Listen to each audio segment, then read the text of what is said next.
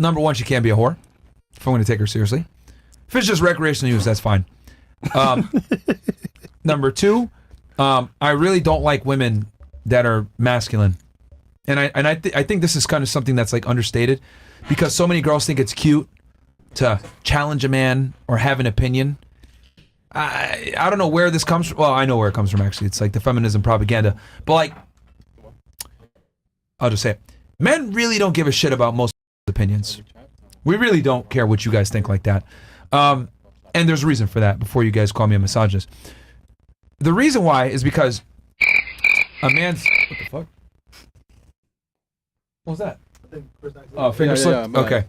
The reason why is because, like, for a man, right, like, life is a lot harder. So, like, you have to really get shit out the mud. So, for me to sit there and, like, listen to a female's opinion on something when they don't have to work as hard, I'm kind of like, what the fuck? Like, you don't have... We can't, like, bond on that. Because, like, my path to success is much different than your path to success. Now, of course, are there women out there that are super successful? Like, I'm a doctor, you're a doctor. Oh, awesome. But the majority, staggering majority, aren't. So, it's like, for me to sit there and, you know, take your opinion when you have a completely different experience in life just isn't valid. It's not valid. It just doesn't make sense. Just like you don't want to hear about me, oh my God, life sucks, it's so hard for me as a man. Like, I don't give a fuck.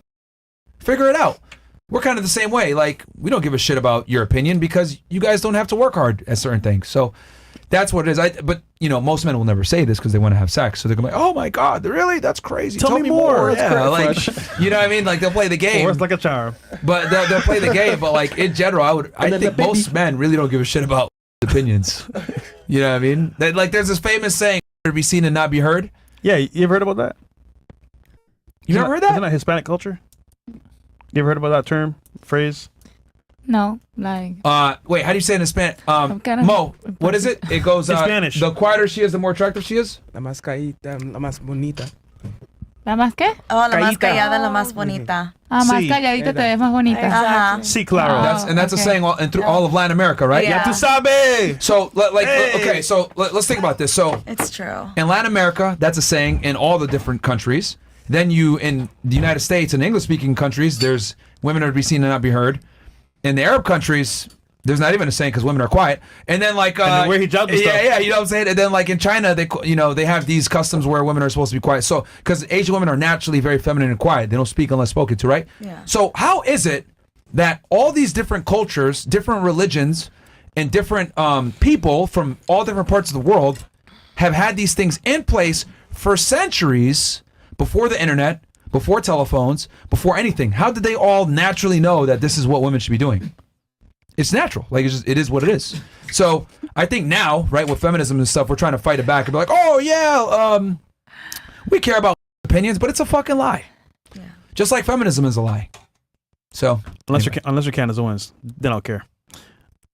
Yeah, but that's like 1 in a million. You know? 1 in a million, yeah. Yeah. Sorry, the question. Where exactly are you from? Your country? My family's from Sudan. Sudan. Yeah, so it's a Muslim Arab-speaking country in the northeast of Africa. Also, he's single too. I was about to ask you, why are you single? And he has experience in Venezuela. Oh. Yes, sir. Give him Myron. He's very This experienced. guy's trying to get me in trouble. Me? Hey, yo, Myron, I He's bet very you won't experienced in do it. Venezuela. I don't know. No, Go for it, Myron. Ooh, okay.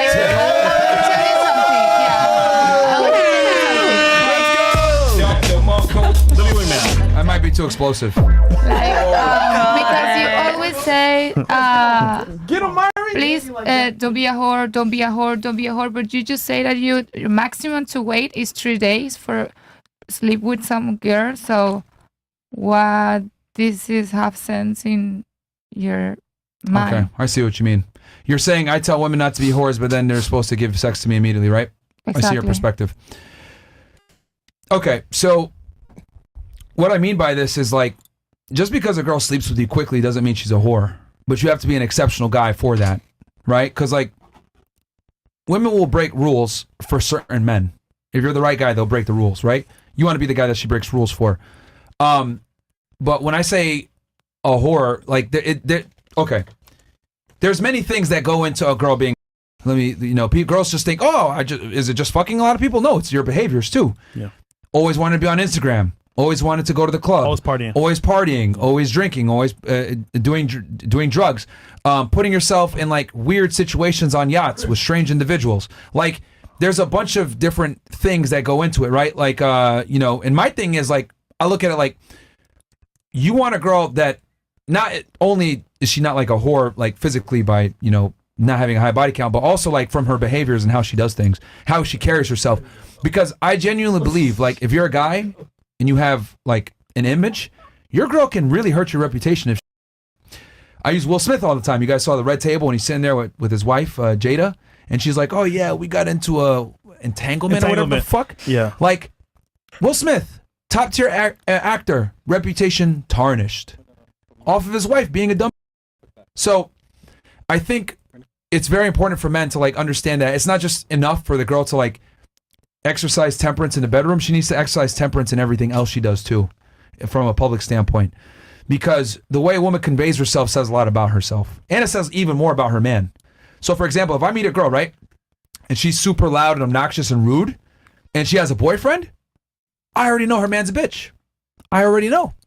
Because women that are with a guy that's like strong, authoritative, masculine, the woman's naturally going to be in her feminine state.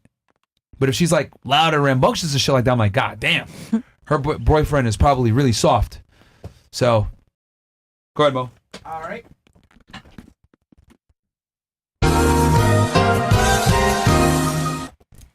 This episode is sponsored by Positive. If you have a dog, we've all been there, and our pup goes from full energy to it's sick, miserable in an instant at its worst times. Then we're calling our vets in the middle of the night or on weekends, or trying to find a clinic that can take us in. It's a terrible way to manage your dog's health, not to mention your stress level and your monthly budget. And no, I don't believe in the propaganda. That's why people are getting into the pet emergency kit, Positive. It contains critical medications and supplies that can only keep you out of the veterinary office that may save your dog's life. Their kits contain critical medications like activated charcoal, styptic powder, and more. It might save your dog's life. Head over to positive.com and use the code 15% off your pet emergency kit. That is positive.com. Use the code STUDIO to get 15% off your emergency kit. And thank you, Positive, for sponsoring this episode. All right.